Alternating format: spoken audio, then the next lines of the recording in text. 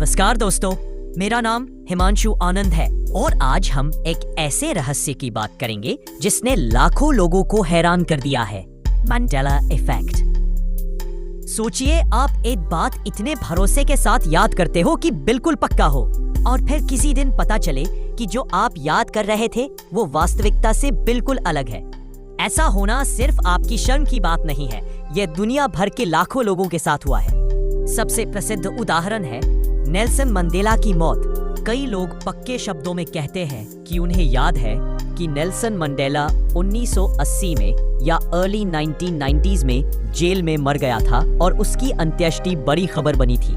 लेकिन असलियत ये है कि मंडेला 2013 में निधन हुआ।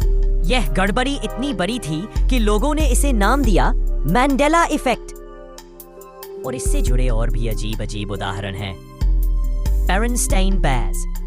बहुत से लोग याद करते हैं बेरेनस्टीन बेज आइन, जबकि असली स्पेलिंग बेरेनस्टाइन है।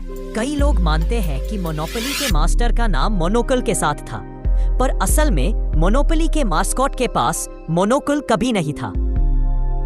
लोग याद करते हैं Luke I am your father, पर फिल्म का असली डायलॉग था no I am your father. और छोटे छोटे ब्रांड या लोगों की spelling, cartoon names, historical facts, बहुत से लोग इन्हें अलग तरह से याद करते हैं। तो सवाल उठता है, क्या यह बस याददाश्त की भूल है, या फिर हम सचमुच किसी पैरेलल यूनिवर्स या ऑल्टरनेट टाइमलाइन में जी रहे थे और कुछ यादें यहाँ आ चुकी हैं।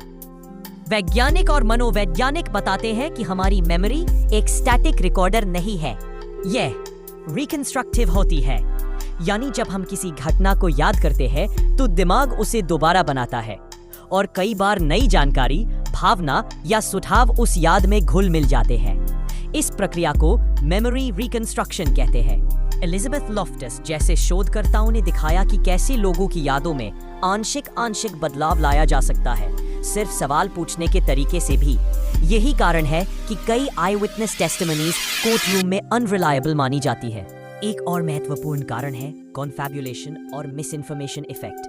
जब हम गलत सूचना सुनते हैं और उसे अपनी असली याद समझने लगते हैं। और सोर्स मॉनिटरिंग एरर भी होता है, यानी हम भूल जाते हैं कि वो इन्फो हमने कहां से पाई थी, किताब से, फिल्म से, किसी दोस्त ने बताया था या खुद अनुभव किया था। पैराडोलिया और कल्चरल मीम्स का भी बड़ा रोल है। जब एक गलत याद वायरल होती है, जैसे बेरेनस्टीन, तो बहुत से लोग उस गलत याद को सुनकर वही गलती दोहराते हैं और धीरे धीरे वो एक कलेक्टिव फॉल्स मेमोरी बन जाती है। यही वजह है कि लाखों लोग एक ही तरह की गलत याद साझा करते हैं। फिर भी कुछ लोग इसको आसान तरीके से मानने से इनकार करते हैं और एकदम अलग व्याख्या देते हैं, पैरेलल यूनिवर्सेस या ऑल्टरनेट टाइमलाइंस। उनका तर्क है शायद हमारी याद किसी अन्य ब्रह्मांड से आई हुई है, या फिर मल्टीवर्स के अलग अलग ब्रांच कभी कभी हमारे साथ ओवरलैप कर लेते हैं और हम कुछ चीजें दूसरी टाइमलाइन से याद कर लेते हैं।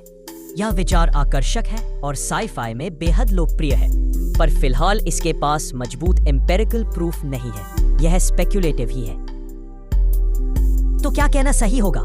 सरल भाषा में न्यूरोसाइंस और कॉग्निटिव साइकोलॉजी के हिसाब से मंडेला इफेक्ट का बड़ा हिस्सा मेमोरी एरर्स, सोशल रीइंफोर्समेंट और मिस इन्फॉर्मेशन से समझाया जा सकता है। पर इसका मतलब यह नहीं कि हर सिंगल केस पूरी तरह एक्सप्लेन हो चुका है।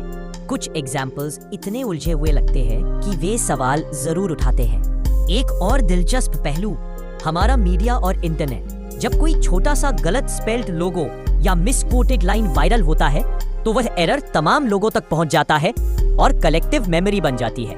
हमारी डिजिटल कल्चर इस फिनोमिनन को बढ़ा देती है। अंत में आपसे एक सीधा सवाल, क्या आप खुद किसी ऐसी चीज को याद करते हैं जो असल में अलग है? क्या आप अभी अभी किसी छोटी गलत याद को लेकर चौंक गए? नीचे कमेंट में जरूर लिखिए, मैं आपकी कहानियां पढ़ना चाहूंगा।